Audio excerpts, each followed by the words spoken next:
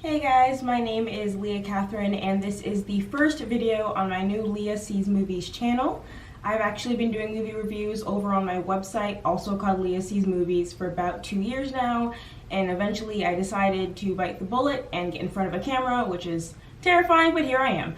So from now on, my movie reviews will be over here, as well as some movie reactions, TV reactions, and maybe, any pressing news or thoughts I have about things I just really want to talk about in pop culture. So for my first ever video, we are starting with the new Amazon movie, The Sound of Metal, starring Riz Ahmed and Olivia Cook. It is about Riz Ahmed plays Ruben, a rock musician who realizes he's going deaf and dealing with the repercussions of that as he learns to come to terms with what's happening to him. He doesn't handle it well, but he handles it better than another prominent rock musician who goes deaf does in our recent past. This was a really good movie. The sound design, I think, is the most, obvious thing that when you watch the movie, because it's about someone going deaf, there's a lot of parts of the movie that are silent and then go back to sound, then back to silent. Sometimes sound is so loud and discordant, it's almost grating, like you're almost praying for it to go back to silence because it almost hurts to hear sound again.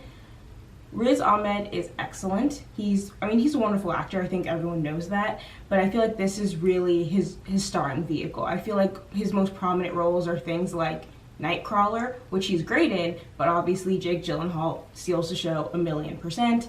So as a starring vehicle, like, this is his movie. There are some scenes in this movie where you look at him and just, he has a couple of lines, just a couple of facial expressions, and it's heart-wrenching. Olivia Cook is good. She plays his girlfriend who supports him as he used to go move into a deaf community, as he learns to sign, learns to kind of make this adjustment. She's not a prominent role in the movie. Like, she definitely gives a really good supporting performance at the beginning when she's more prominent. But then as he moves into the deaf community, she's basically out of the film for over an hour. And then you get a little bit of her again at the end when he goes back into the community.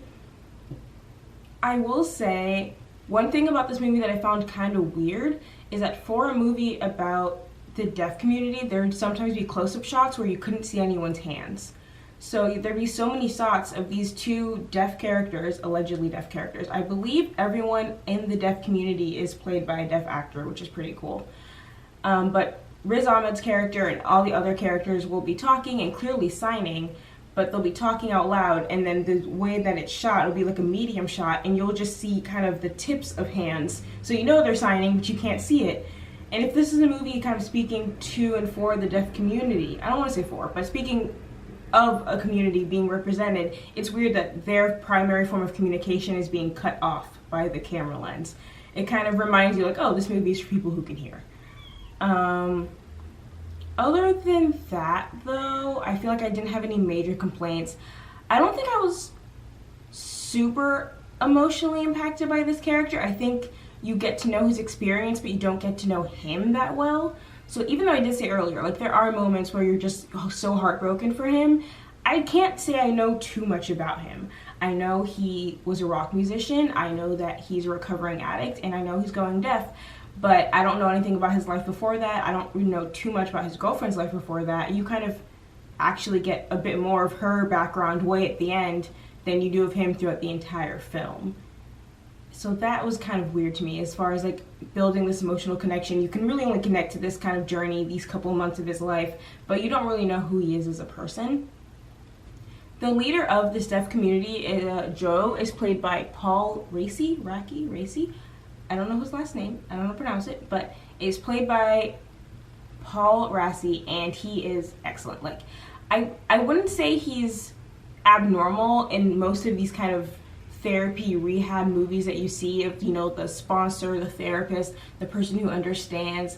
It's not that he's written so out of the norm or so unusually, but his performance is so heartfelt and so real. Like, even like I was saying, you don't necessarily connect to Ruben as much because you don't know that much about him.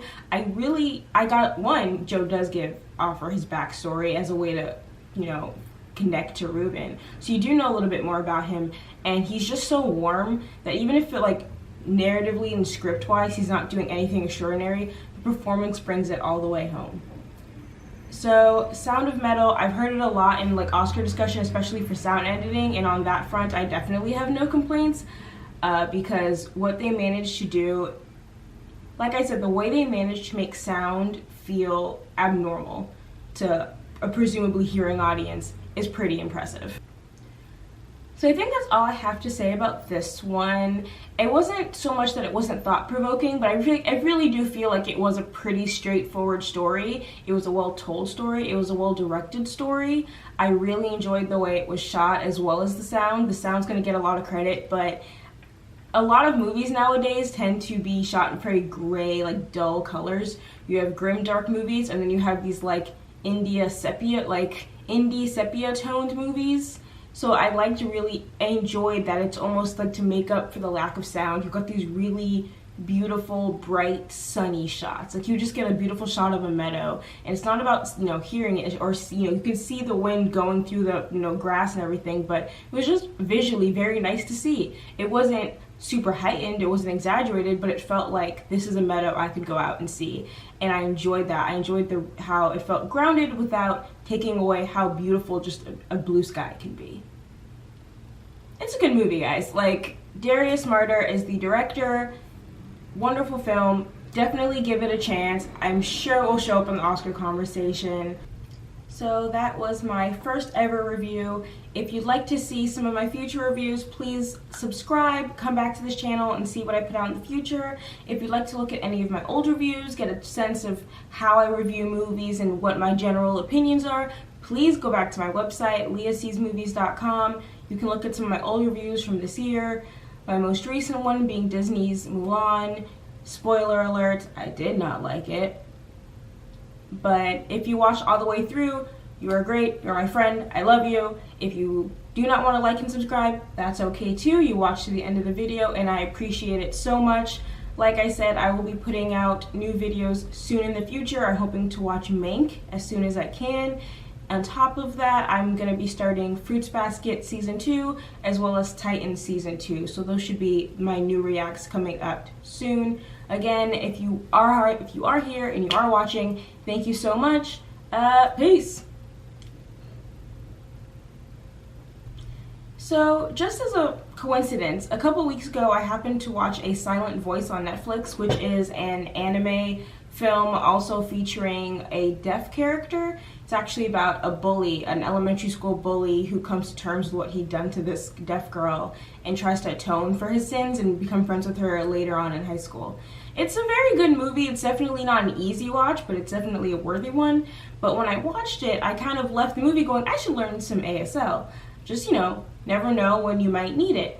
And it turns out Gallaudet University is actually doing free online classes, and I will link that in the description. So if you want to watch A Silent Voice or Shape of Metal and think you also would like to learn some conversational ASL, try it out. We're all in lockdown, and it could be a fun little thing to do. So, yeah, try that out.